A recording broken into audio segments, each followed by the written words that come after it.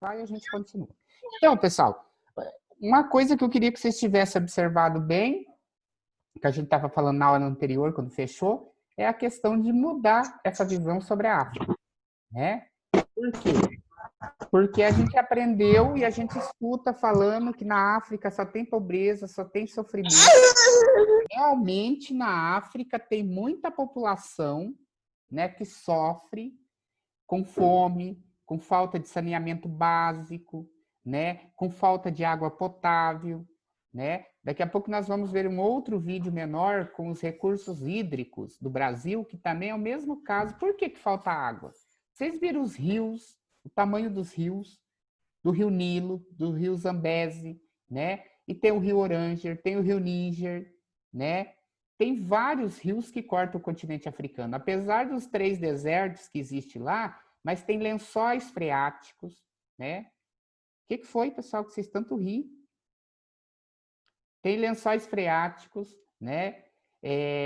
Tem muitos mananciais de água. Então, a questão de falta de água na África está muito ligado à degradação dos mananciais, principalmente com o corte das florestas, que vem tornando a água mais escassa, né? O crescimento das cidades e a falta de urbanização, que joga esgoto nos rios, que joga muito lixo nos rios, e, de certa forma, a água potável vai ficando cada vez mais escassa. E também pela falta de investimento do governo, porque os governos são muito pobres, né? Não tem recursos, não tem dinheiro para poder investir em saneamento básico, o que leva a um alto índice de doenças contagiosas, né? Doenças simples, né? Por exemplo, na África ainda se morre muito de verminose, de desnutrição.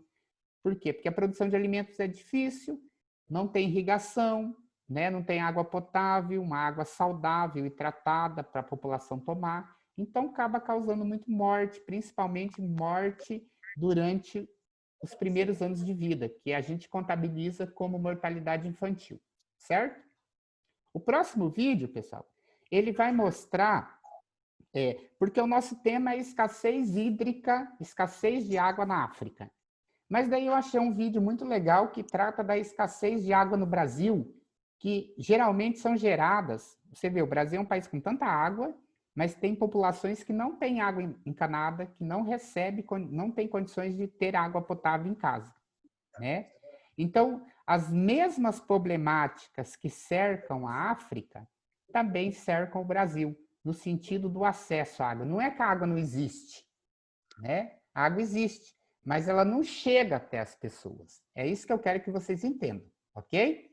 Então, eu vou pôr o vídeo lá, gostaria que vocês prestassem bastante atenção no vídeo e depois eu vou perguntar individualmente para cada pessoa.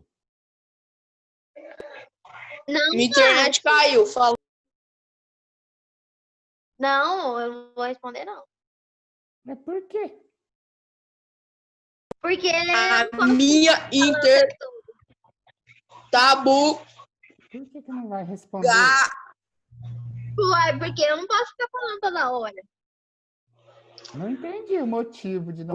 Agora não pode falar mais, não? Márcia, eu não quero falar, eu tô preguiça. Fala, amor. Ei, Maria Rita, nós vamos ter que ter uma conversa.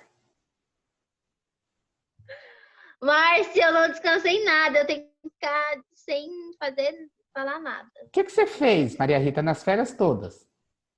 Só dormiu e comeu. Também acho.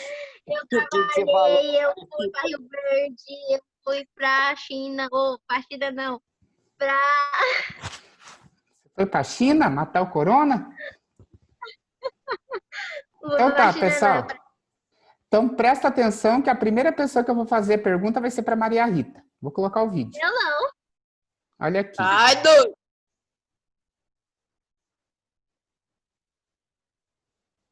Então, lembrando que nós tínhamos que tratar sobre a falta de água na África, mas é muito parecida com a questão do Brasil, porque a gente já viu que na África tem muita água. Igual no Brasil tem muita água. Mas por que essa água não é acessível para todo mundo? Então, tenta observar isso no vídeo. Se nosso país tem a maior reserva de água doce do planeta, de toda a água disponível no mundo, apenas 2,5% é doce e apenas 0,3% está acessível em rios e lagos. É dessa pequena quantidade de água que o Brasil abriga 12%. Isso pode parecer muito, mas Márcio, aumenta o volume. a água no planeta é a mesma desde Eu que tô a entendendo vida nada. surgiu na Terra. Mas estamos interferindo no ciclo da água há muito tempo. Você lembra dele? Os 2,5% do país tem a maior reserva de água doce do planeta. De toda a água disponível no mundo, apenas 2,5% é doce e apenas 0,3% está acessível em rios e lagos. É dessa pequena quantidade de água que o Brasil abriga 12%. Isso pode parecer muito, mas não é. A quantidade de água no planeta é a mesma desde que a vida surgiu na Terra. Mas estamos interferindo no ciclo da água há muito tempo. Você lembra dele? Os raios do sol fazem a água dos rios, mares e solo evaporar. E então, o vapor sobe lá para a atmosfera, onde são formadas as nuvens de chuva. Assim, a água volta para o lugar de onde saiu. As florestas protegem rios e nascentes e absorvem parte das gotas de chuva que lentamente chegam ao solo. Com isso, a água pode ser absorvida novamente da maneira correta, alimentando os lençóis freáticos, que por sua vez alimentam os rios. O problema é que nossos rios e nascentes estão cada vez menos protegidos. A Amazônia contribui para a formação de chuvas em diversas partes do país. E o Cerrado é onde nascem diversos rios que abastecem nossas principais bacias hidrográficas. Mas apesar de importantes para o fornecimento de água no Brasil, não estamos cuidando bem de nenhum dos dois. Metade do Cerrado já se foi. E em 4 anos, desmatamos na Amazônia uma área equivalente a 5 cidades de São Paulo. Sem floresta em pé, não teremos água, mas usamos água para tudo. Ao acionar uma descarga convencional, lá se vai água. Em um banho de 10 minutos, mais água. E de água virtual, quanto você consome? Pera. Água virtual? A água virtual é aquela utilizada para a produção dos bens e serviços que compramos e alimentos e bebidas que consumimos. E vai muita água. O cafezinho depois do almoço e aquele pedaço de picanha de 1 quilo que você saboreia num churrasquinho com o pessoal. Está na hora de repensar nossa relação com a água. Precisamos usá-la racionalmente, evitando o desperdício e encorajar os outros a fazer o mesmo. O poder público precisa frear o desmatamento e garantir a restauração da vegetação em margens de rios, no entorno de nascentes e em áreas de mananciais. Também precisa melhorar os sistemas de abastecimento e distribuição de água. O problema de crise hídrica é complexo, mas resolvê-lo é muito simples. A melhor opção é prevenir para não precisar remediar. E aí, qual vai ser a gota d'água nessa história toda?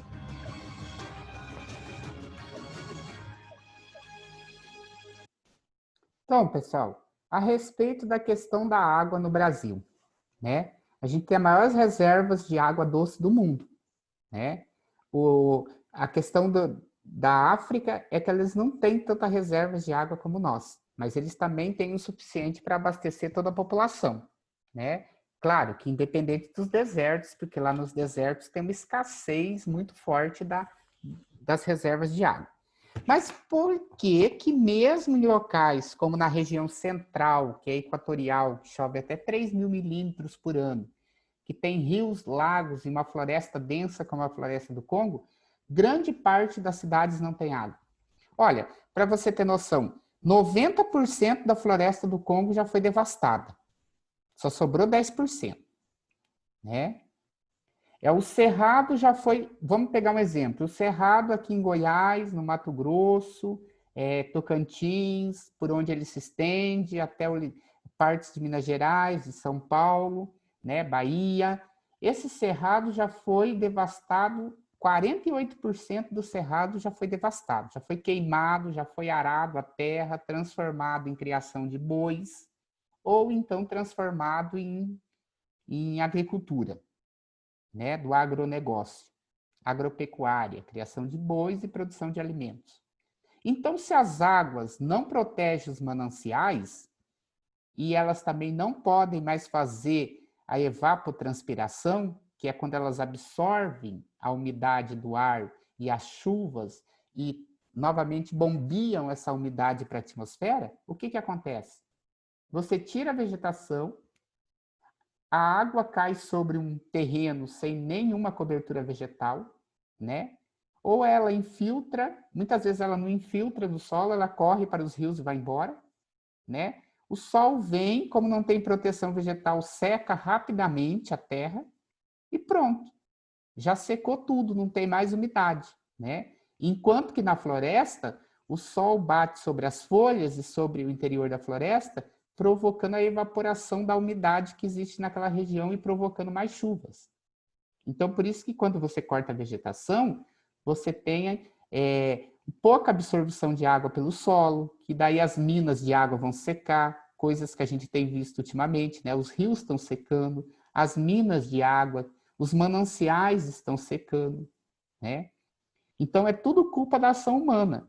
E quando os governos não criam empresas de saneamento básico para recolher o esgoto, né, que é lançado diretamente no rio, a água fica poluída, ficando imprópria para o consumo, né? A agricultura joga mais de 5 milhões de litros de veneno por ano na natureza, que vai parar dentro dos rios, né? Então, de certa forma, cada dia fica menos água para a gente tomar, né? E muitas vezes essa água fica distante de lugares. As pessoas não têm condições. Alguém já viu furar um poço artesiano? Não? Não lembro, eu já vi.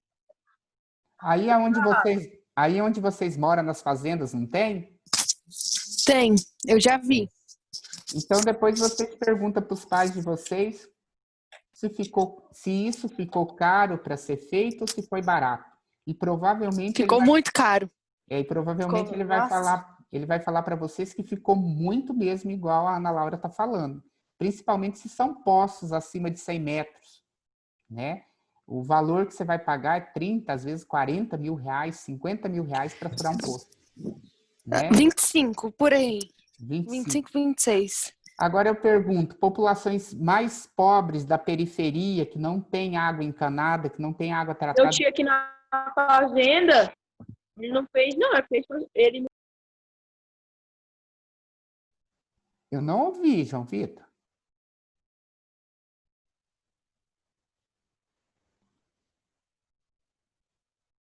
Oi, João Vitor. Nada não, tio. Ah, tá. Então, pessoal, essas questões, né, elas são assim muito difíceis para as populações mais pobres que não têm acesso a esses recursos. No Nordeste mesmo. No Nordeste nós temos reservas de águas subterrâneas enormes debaixo do Nordeste, mas as populações não têm como furar poços. Elas não têm esse dinheiro para poder contratar uma empresa e furar os poços, né? Muitas vezes, né, fica caro demais. E um poço, às vezes, poderia atender uma população até mais do que uma família. Poderia atender várias famílias, mas não tem ação do governo para fazer isso, né? Então, a água ainda é escassa para muita gente. Enquanto a gente liga a torneira, fica brincando e cantando debaixo do chuveiro, né? Lava a calçada, lava carro, né? Vocês viram lá que um banho de 10 minutos você gasta 90 litros de água, né? Cada vez que você vai ao banheiro e dá uma descarga, são 14 litros de água. Você imaginou a população do mundo inteiro indo no banheiro 3, 4 vezes por dia? Né? Então, a gente gasta água, muita água. Então, precisa se conscientizar disso. E lá na África não é diferente. E, principalmente, quanto mais a gente polui a água, mais cara ela chega para nós. Porque daí as empresas de tratamento de água que captam essa água precisam de mais produtos para poder purificar essa água para ela chegar para nós, né? Então, quer dizer que ela vai ficar mais cara, porque vai ter que jogar mais produtos na água, porque se você captasse uma água de um rio que a água era limpa, era uma coisa.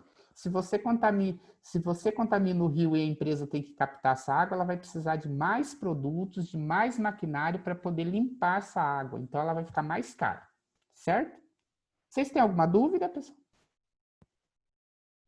Não. Não, ótimo. Então, vamos lá. Deixa eu ver se tem mais algum assunto aqui, que seja a questão dos recursos hídricos nós já tratamos, né? Ah, tá. Vamos falar, como nosso último assunto de revisão, depois eu encerro, tá? Vamos falar sobre a questão de mananciais que estão secando pelo mundo, né? E principalmente, vocês viram que no vídeo, a pessoa que estava narrando o vídeo, ela falava sobre água virtual. Você já tinha ouvido falar nesse tema? Não. Não. A água virtual, a gente denomina para aquela água que a gente usa.